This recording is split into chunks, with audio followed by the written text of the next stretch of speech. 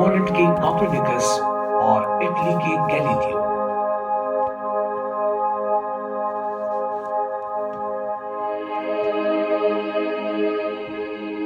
विश्व की शुरुआत कैसे हुई, इस बारे में हमें ठोस जानकारी नहीं है। कुछ लोग मानते हैं कि उसकी निर्मिति बहुत सालों पहले हुई थी और कुछ मानते हैं कि वो पहले से ही अस्तित्व में था। आज के विज्ञान का अनुमान हमें बताता है कि विश्व का निर्माण बिग बैंग नामक विस्फोट से हुआ लगभग 14 अरब वर्ष पहले।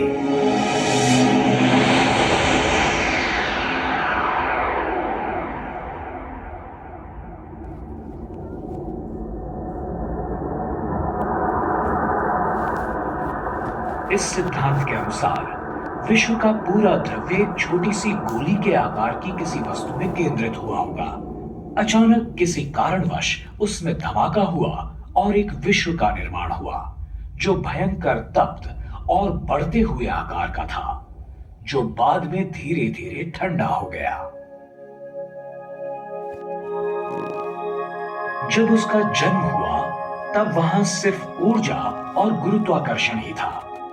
उस ऊर्जा में से कुछ ऊर्जा का रूपांतर हुआ भौतिक पदार्थों में। प्रारंभिक भौतिक पदार्थों में से जन्म हुआ मूल तत्वों का। पहली 30 मिनटों में ही हाइड्रोजन और हीलियम का निर्माण हुआ। बाद में जब तारों का निर्माण हुआ तब उनमें से अन्य मूल तत्वों की निर्मिति हुई।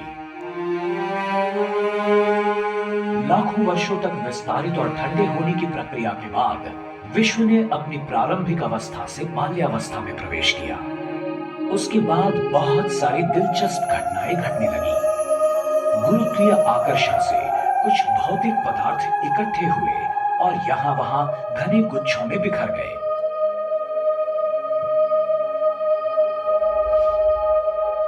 ये वायु और धूल से भरे गुच्छे अंत में ढह गए और आकाश गंगाओं में बदल गए।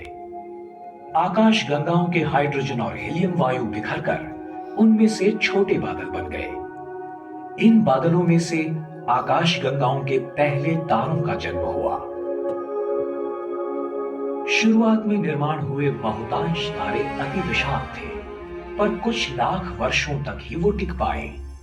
फिर उनका विस्फोट हुआ प्रलयंकर धमाकों में, जिन्हें सुपरनोवा के नाम से जाना जाता है। जीवन के लिए आवश्यक मूल तत्वों का निर्माण इन विशाल तारों के आंतरिक भाग में हुआ। जब उनका विस्फोट हुआ तब ये मूल तत्व आंतरतारकीय अवकाश की कड़ी शीतलता में फेंके गए।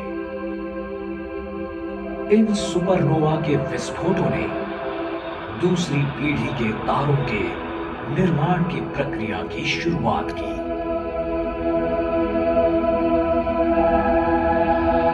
जब तक विश्व की आयु कुछ अरब वर्षों की हुई, तब तक विश्व बहुत जटिल बन चुका था। विश्व की निर्मिति के समय की प्रकाशमान ऊर्जा अब अरबों आकाश गंगाओं के विशाल समुदाय में फैल गई थी। इनमें से कुछ आकाश गंगाएं सर्पिल आकार की हैं, कुछ अंडाकार हैं और अन्य अनियमित आकार की है, जो आकाश गंगाओं के टकराव का परिणाम है।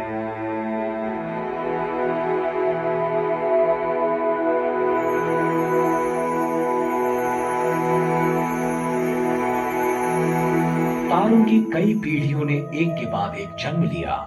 जीवन के लिए आवश्यक कार्बन, ऑक्सीजन और लोह जैसे मूल तत्वों की निर्मिति की गई। अंततः उनका नाश हुआ। जैसे जैसे विश्व लाख वर्षों में आकारमान में बढ़ता गया, वैसे वैसे वो पतला और विरल और ज्यादा ठंडा होता चला गया। सैकड़ों वर्षों पहले हमारा ये मानना था कि पृथ्वी ही विश्व का केंद्र है। बाद में विज्ञान ने यह साबित किया कि हमारा ग्रह और अन्य ग्रह दरअसल सूरज की परिक्रमा करते हैं। आज हम जान चुके हैं कि सूरज खुद एक तारा है, उन 4000 लाख तारों में से जिनसे आकाशगंगा बनती है। पर हमारी आकाशगंगा जो अनगिनत तारों से बनी है, वो भी छोटी लगती है जब हमें ये महसूस होता है कि वो भी विश्व की अनगिनत आकाशगंगाओं में से केवल एक ही है।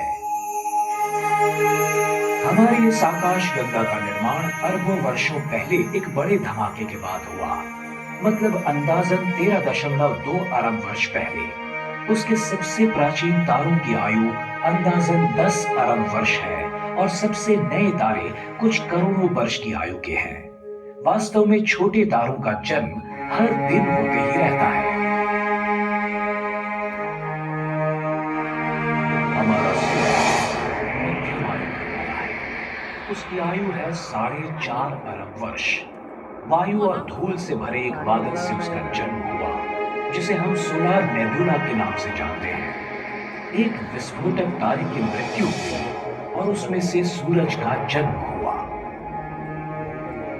एक विनाश होते तारे के विस्फोट से निकली कंपन लहरों से सौर मंडल की निर्मिति की शुरुआत हुई। उस बादल से निकले वायु और धूल की अधिकांश मात्रा से सूरज की निर्मिति हुई और थोड़ी सी धूल और वायु इकट्ठी होकर सूरज के चारों ओर से छल्लों का तथा मलबे का निर्माण हुआ। इन छल्लों का बहुतांश द्रव्य इकट्ठा